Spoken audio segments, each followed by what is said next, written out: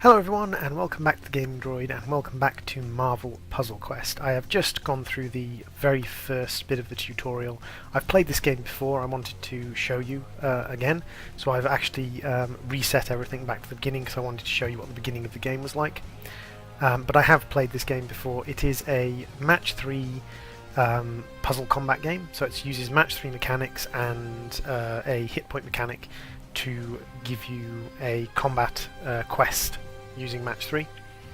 Now, what I would say with this game is I like this game. I like match 3. It's match 3. It's a good game to mess around on, a good game to have some fun on.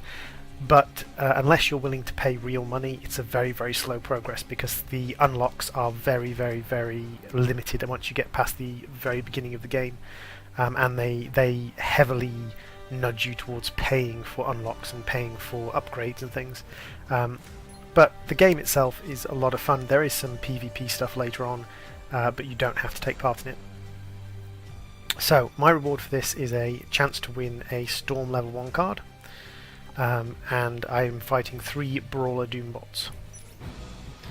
So here we go, this is our battle arena. I'm using Iron Man, and each of your characters has a different attack stat using each of these colours, and when you match these colours that will cause them to attack. So if I match 3 red, I will do 3 red damage using my character with the best red damage stat. You can have up to 3 characters at once, just like your opponent, and your character's stats vary depending on who you have. As well as your attack stats that you get to use when you're matching tiles, you also have special abilities. And these special abilities you can use when you gather up enough of particular colours. So if I gather up 10 reds, I can use Repulsor Blast. Now, it works by us taking it in turns. Cascades are ridiculously powerful, and you can win and lose game on the randomness of the tiles coming down from off-screen, giving you a cascade. So it has a little bit of storyline, a little bit of gimmickry to it. It's still teaching me how to play, despite the fact I've already completed the tutorial. You gonna do it again? Yeah, you can do it again. So for some reason it's decided that I'm going to get to keep having extra turns, and it's going to teach me how to play, despite the fact it's already taught me once using the tutorial. So you see, gather up the tokens and use them to attack.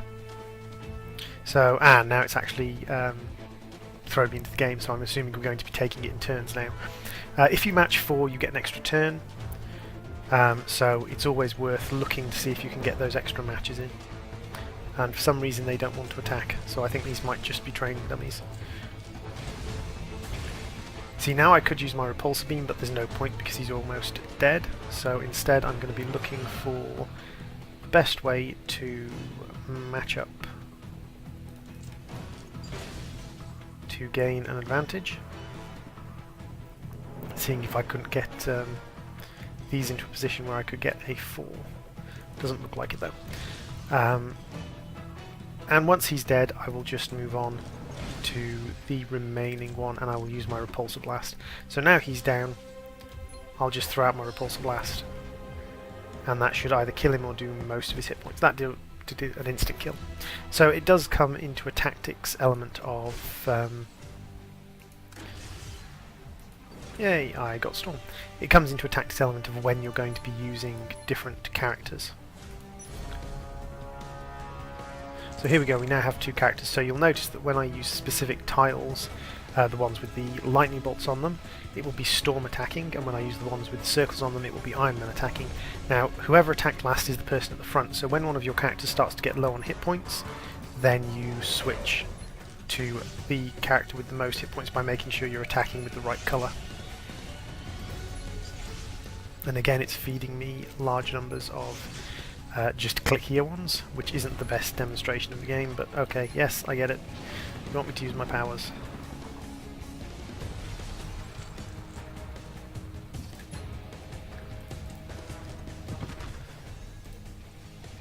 So, as you can see, it's a pretty simple mechanic game.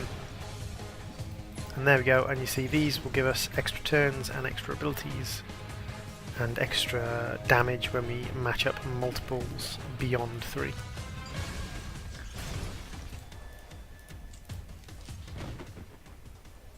And as you can see, the cascades really are extremely powerful.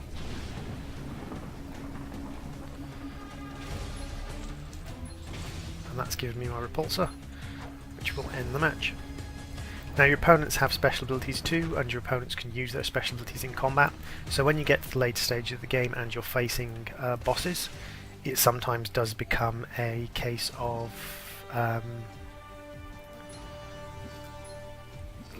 avoiding your opponent getting particular tiles. So you might want to match green tiles even if they're not your best tiles, so that you can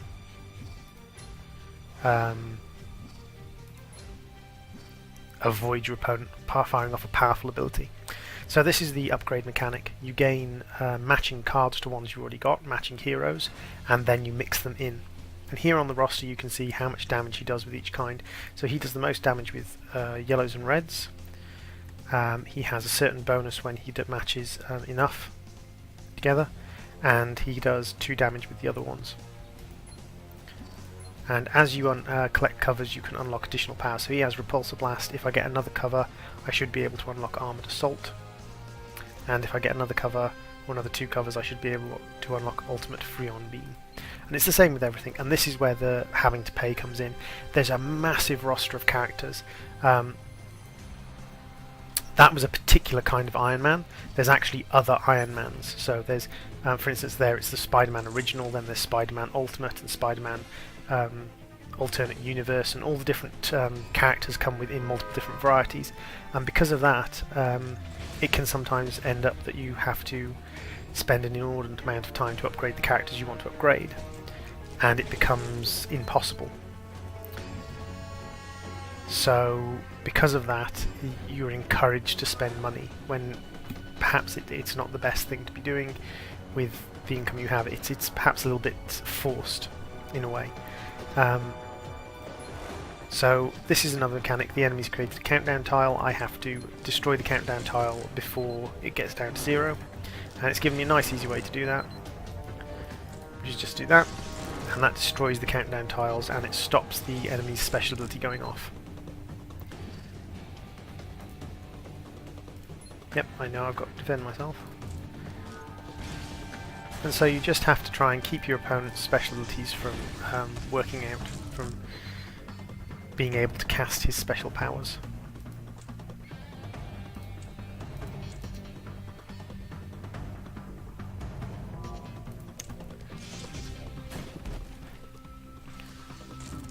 So we're going to get rid of this green. It does look like we're going to take a little bit of damage because that green is in a position where I can't really get rid of it. I will take a Hail Mary and use a Lightning Strike because it might destroy that green. Nope. But it does give me a large amount of damage in a single turn, which means that I can potentially kill him off before the attack goes off. If you match large enough numbers as well as free turns, you also get critical tiles sometimes, and those allow you to deal additional damage. So there's the Amazing Spider-Man Original. So Spider-Man Original is now part of my team, and you need to pay to unlock additional slots so that you can have more heroes. You need to get hold of cards to upgrade your heroes, which often means ending up having to pay for them. So there's a lot going on. So now we have Dr. Doom in the opposing party, which means he will most certainly be attacking me in between. So it's his turn and he deals 6 damage. So as you can see, we're now going to be bouncing backwards and forwards, taking it in turns.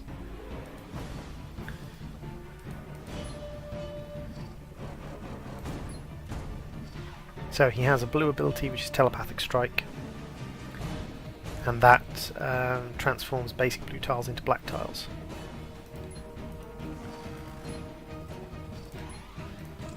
You can also look at that by looking here and just right clicking on it. I don't know why it takes you into that menu when you can just literally just go through here, which is a much faster way of doing it.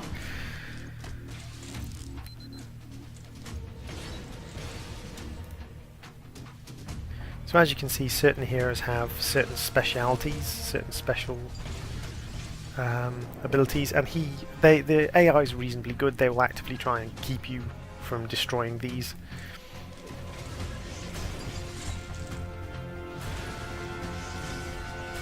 So there I have an extra move, and another extra move. And you can see that, like with the criticals and things, as I said, you can win and lose on a cascade quite easily. That cascade was extremely powerful. And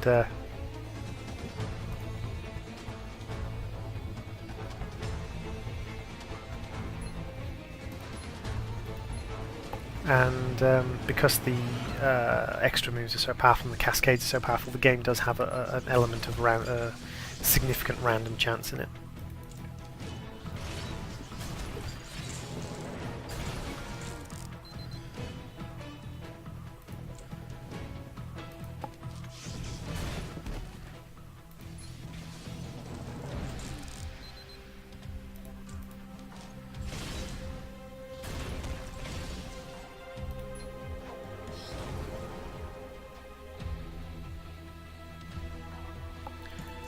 It's a fun game. If you like match 3s, it's something that's worth looking at because it is a well executed match 3 game. However, if you're the kind of person who wants to progress rapidly through a game, then it's probably not the best thing to do because yes.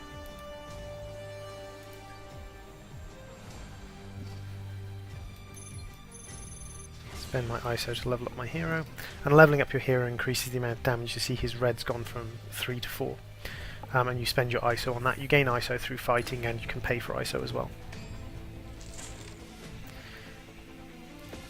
So the core mechanics stay the same throughout the game. Whether you want to be looking to sort of max out your damage or avoid your opponent from getting certain tiles varies depending on the particular battle, but all in all it stays reasonably stable. It's a competent match 3, it's got the interest of the additional damage and additional attacks that you deal, it's got the element of making sure you're killing off characters on your opposing team, picking which character to kill off. At the moment I'm just mashing my way through a brawler, even though that's not particularly important. So he's going to gain an extra move there because he managed to match enough. He's done a lot of damage to me. Because I've just been messing about basically, and I've let him gather that damage together.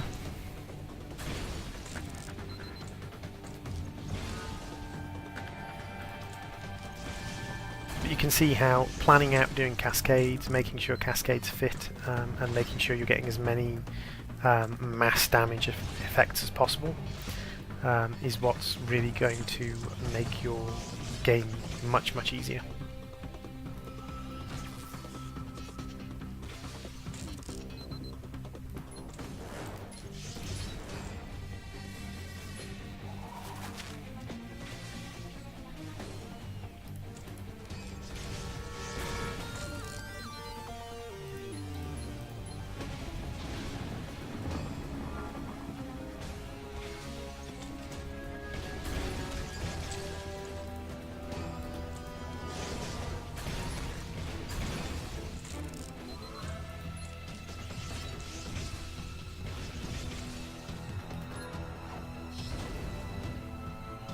And it's quite competently put together. The monetization is perhaps a little bit over the top, and the progression is very slow. You have to be patient with progression with this game. If you're the kind of person who wants to get all the heroes and unlock all the heroes straight away and play with everyone right at the beginning, this game's going to frustrate the ever-living so-so out of you, and you're not going to be able to enjoy it properly. However, if you're a little bit calmer, a little bit more patient, then I think you'll probably find that this game has a lot to offer just as a enjoyable distraction, basically just as an enjoyable way to spend a little bit of time. And that's what games are, is games are a way to spend your time doing something a little enjoyable. And if you find this sort of game enjoyable, then spend your time playing this sort of game. If you don't, and you don't enjoy match 3 games, then this game certainly isn't for you, because this is the only mechanic. The only mechanic in this game is match 3. Even if you love Marvel, if you don't like match 3, then it's not going to be the sort of game you enjoy. And this gets me a recruit token, which allows me to recruit another standard level character.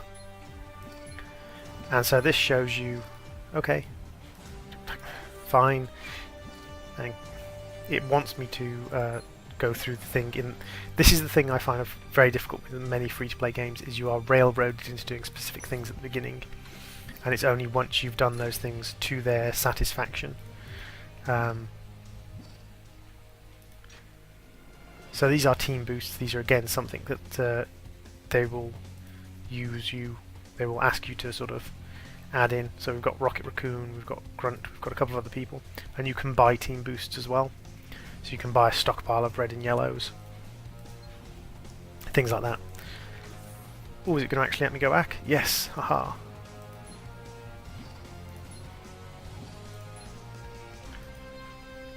So, and these are the different prologue chapter stories you can play through. And as you play through the game, you gain more and more different chapters to look at and to play through, and enemies to oppose. And you can train your heroes, you can recruit heroes. So as you can see, like 100 coins to recruit well, 11,200 coins to recruit to get 40 heroic recruits. So these are randomized packs of recruits. And here we have the different sort of vault packs and different kind of comic book packs. And it's 4 quid for 600 coins, 15 quid for 2,900 coins. It's not terrible, but remember that one of those packs of 40 was 11,900 coins, and 11,900 coins at this sort of rate would be over £100. So again, it's a case of sinking £100 into this, or being very, very patient, working through every single level, grinding yourself against certain levels or grinding through certain levels, grinding yourself against, grinding through certain levels to gain additional cards, and doing the challenges and the multiplayer and things like that. So that's Marvel Puzzle Quest. Thank you for watching, and I will see you again next time.